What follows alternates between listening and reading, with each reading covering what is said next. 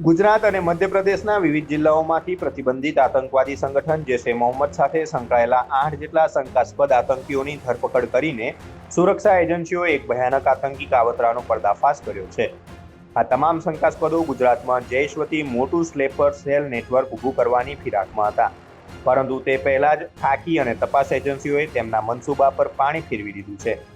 સુરક્ષા એજન્સીઓ અને પોલીસના સત્તાવાર અહેવાલ મુજબ આ શંકાસ્પદ આતંકીઓ ગુજરાતના જુદા જુદા જિલ્લાઓમાં ધાર્મિક સ્થળો અને સોસાયટીઓની આડમાં સામાન્ય નાગરિક બનીને છુપાયેલા હતા, જેમાં સૌથી મોટી એક્શન બનાસકાંઠા જિલ્લાના મુખ્યાલય પાલનપુર ખાતે જોવા મળી છે, જ્યાં બાગલ વિસ્તારમાંથી 3 આરોપીઓને દબોચી લેવાયા છે.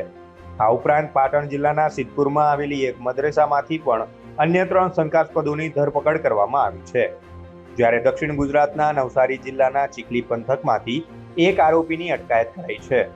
આ ઓપરેશનના તાર મધ્યપ્રદેશ સુધી જોડાયેલા હોવાથી ત્યાંના દેવાસમાંથી પણ વધુ એક આરોપીને એજન્સીઓએ ઝડપી લીધો છે.